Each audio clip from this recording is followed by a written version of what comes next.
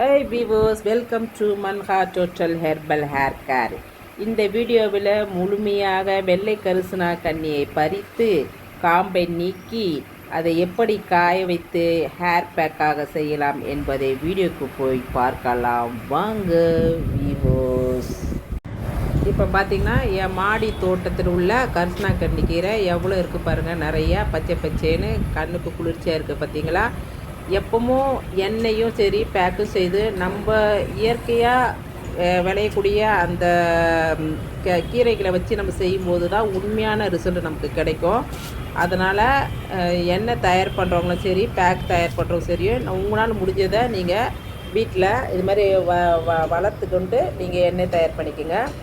இப்போ பார்த்திங்கன்னா இது மாதிரி வந்துட்டு இந்த பசுமையாக இருக்க இந்த இலையை தான் நம்ம அரைக்கும் போது நமக்கு கிடைக்கும்போது பசுமையாக நமக்கு அந்த பச்சை நிற தன்மை மாறாமல் நமக்கு அந்த பவுடராகவும் அந்த எண்ணெயுடைய எண்ணெய் காய்ச்சும் போது கருமையான எண்ணெய் இதுவும் நமக்கு கிடைக்கும் உங்களுக்கு.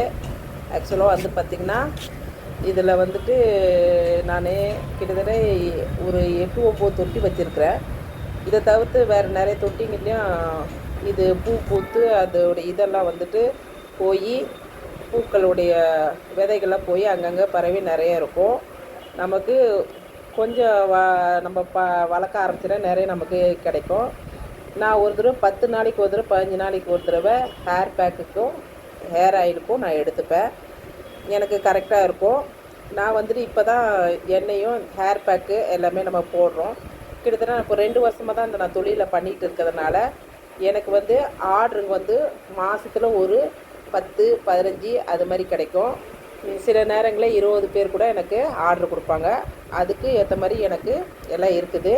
இன்னும் நான் கீரைகள்லாம் தேவையான பொருட்களை நான் மாடியில் போட்டுகிட்டு இருக்கேன். நான் எனக்கு வந்துட்டு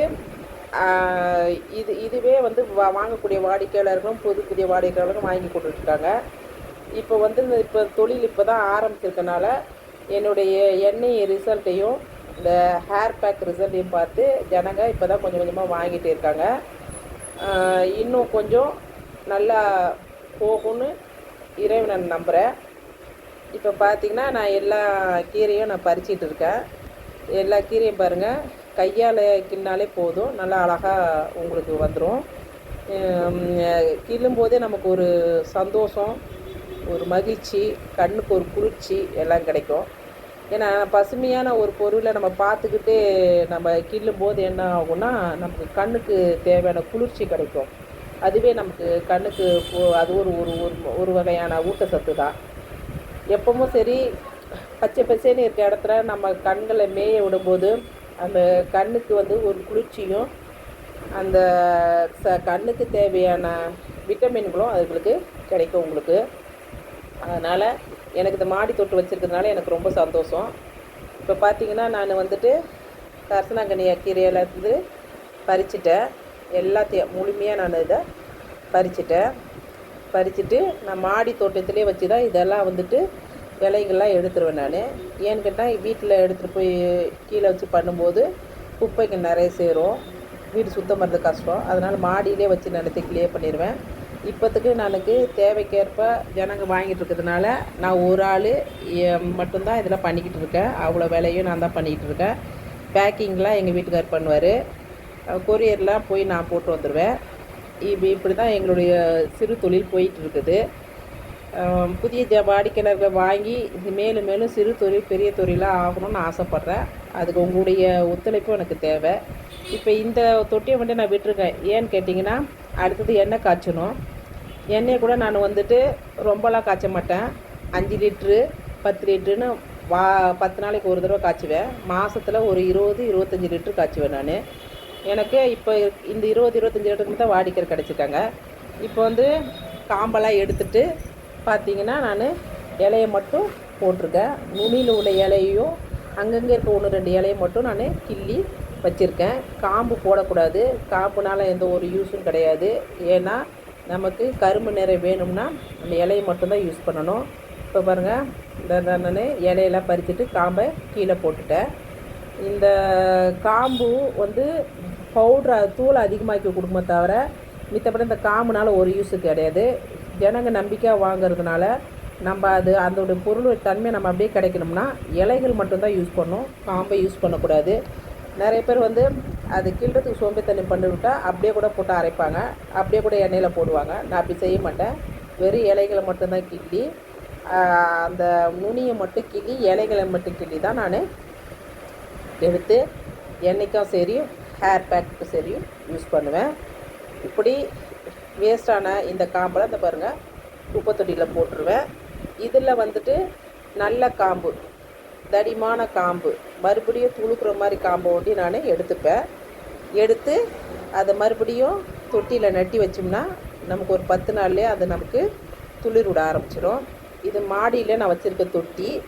வாரத்துக்கு ஒரு 4 நாள் போய் இது எங்கள் வீட்டு வேலை செய்கிற பொண்ணு எடுத்து போய் கீழே போட்டுருவா. இந்த குப்பையை சேர்த்து, இது மாடியில் சேர்க்குற குப்பை. இப்போ அடுத்தது பார்த்திங்கன்னா இந்த பேர் நான் சொன்ன மாதிரி தடிமான இந்த மாதிரி ஸ்டேஜ் உள்ள குச்சியை பார்த்து நீங்கள் எடுத்துக்குங்க.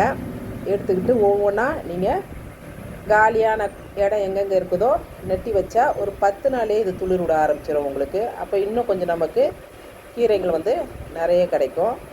அதனால் ஒவ்வொரு டைமும் நான் கீரை பறிக்கும் போதெல்லாம் எனக்கு தேவையான குச்சிங்களை எடுத்து இது மாதிரி நட்டி வச்சுப்பேன்.